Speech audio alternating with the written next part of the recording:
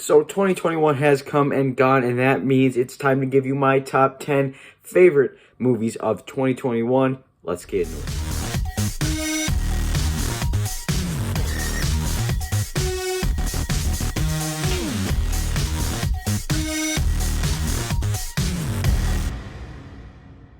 Now, I just want to say right off the bat, I haven't seen a lot of the movies that a lot of people would be putting in their top 10. I don't have any of the Oscar movies in here because those are released weirdly, and like the Best Picture ones, they're released some times in like 2020, but then they released mainstream in 2021. It's a complicated process, so I'm not going to be including any of those movies on here. I also didn't watch A Quiet Place Part 2 or movies like Lamb or some of those movies, but I did see a lot of the major releases this year, and I do have a top 10 favorite movies of 2021, and I gotta say, I love each and every one of these movies in my top 10 because I think this was a really good year for movies.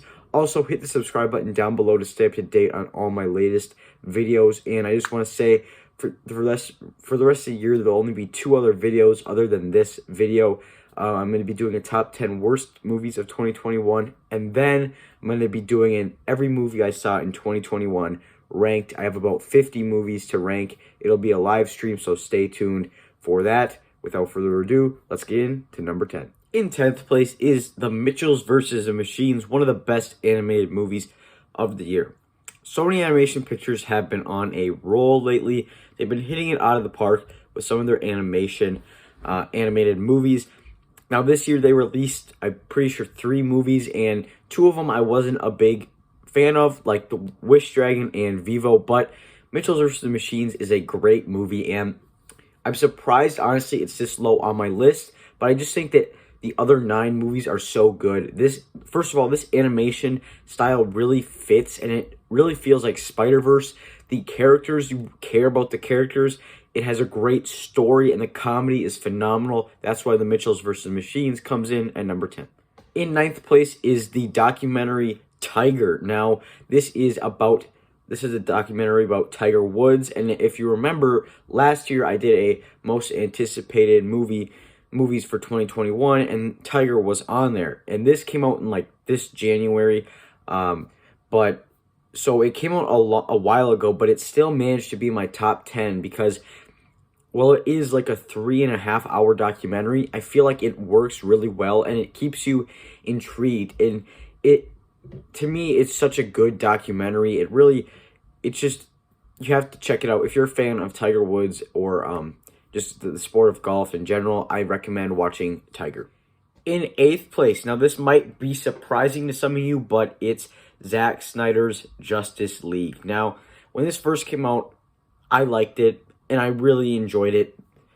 Right now, I still really enjoy this movie. I don't think I love it. Like, honestly, I feel like Mitchells vs. Machines is a better movie, but I feel like this fixed so much of what Justice League did bad that it deserves to be higher, and I enjoy certain parts of this movie so much, and certain parts of this movie are really great.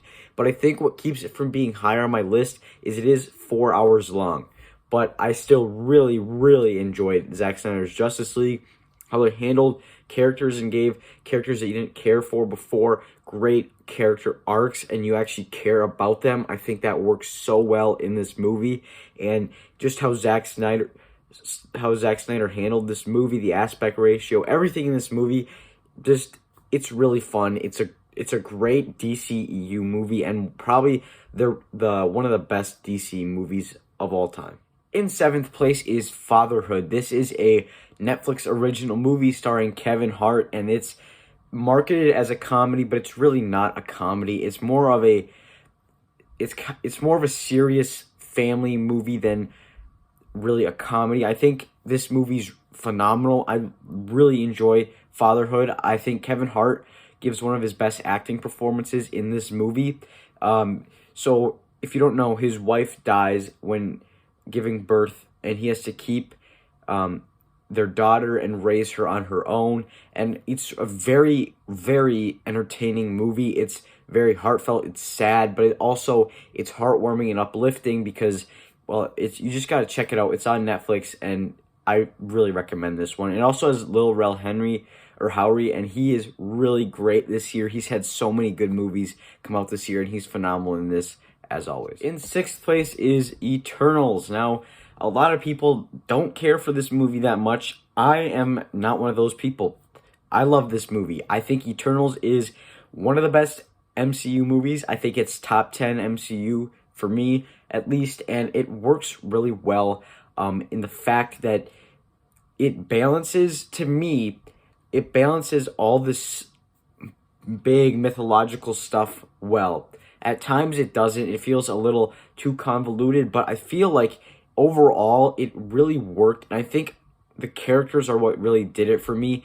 I actually enjoyed most of the Eternals, and the ones that were great are like some of my favorite modern MCU heroes, like Kingo and Makari. They're great in here, and I just really love the mythology and the cinematography, and even the action in here is really great. But I think the acting and the characters are what really bring this movie up. In fifth place is Bo Burnham's Inside. Now, some may say it's a comedy special. Should you really include it? Well, it's not really a comedy special. It's more than an hour, for one, and number two, it feels more like just like a masterpiece. I don't know, it doesn't feel like a special. I feel like you have to call this a movie because what he did here was so great. I think this is probably, I never heard about Burnham until people were talking about this special. I watched it, and I'm a big fan of his now. I think, this movie, the music in here, the tragedy, it's probably going to be a movie that film students study because it's such an interesting experiment. It's such a great movie, and I really, really enjoyed it.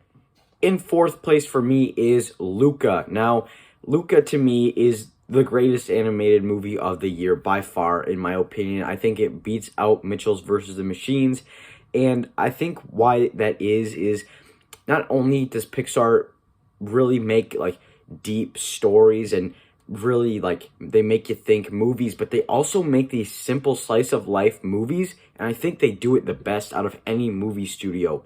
Period. Animation, anything.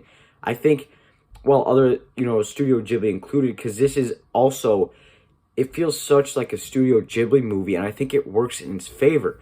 Pixar puts this spin and twist on this, and it's such a charming movie. It's such a fun movie. It's a slice of life, and it's one of my favorite Pixar movies now.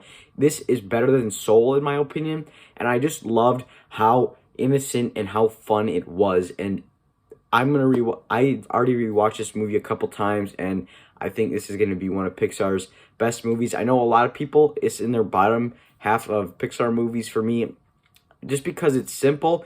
I like simple movies. Like, I love Ant-Man and the Wasp. That's one of my favorite MCU movies, but to me, Luca is one of the best movies of the year. In third place for me is Spider-Man No Way Home. Some of you might be saying, why isn't this number one? Well, the first half really feels kind of sloppy to me. The second half is the second best second half to me in a comic book movie of all time.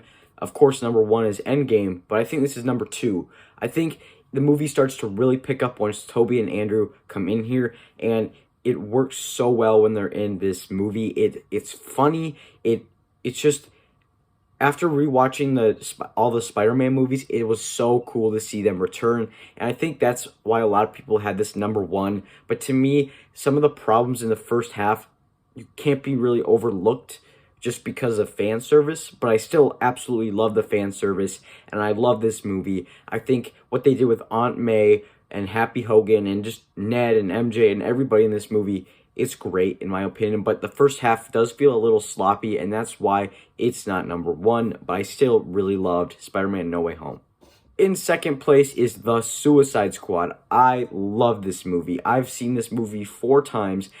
This movie is so funny. It's so fresh. It feels, James Gunn is honestly, he's only directed like 5 movies, but he's honestly becoming one of my favorite directors working right now. I think this movie proves how funny and how clever of a director he is. This movie was surprisingly divisive, even though it has like a 92% on Rotten Tomatoes, but I absolutely loved it. I think The new characters in this movie work so well. This is almost like 100 times better than the original Suicide Squad movie. It's funny, it's inventive, the characters are great, the direction's great, the music's great. It's just a phenomenal movie. But in first place for me is another comic book movie. It's Shang-Chi and the Legend of the Ten Rings. This is honestly a top 5 MCU movie for me. It's a phenomenal movie. I love how they handled Shang-Chi and the mythology behind the rings and the Mandarin and how they fixed him. And they even brought Ben Kingsley back, which was awesome.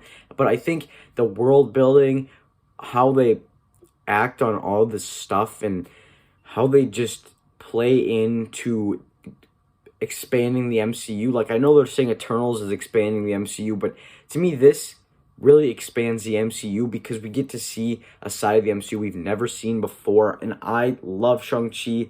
I've only seen it once. I have to rewatch it, but it's a phenomenal movie. The first time I watched it, I absolutely loved it.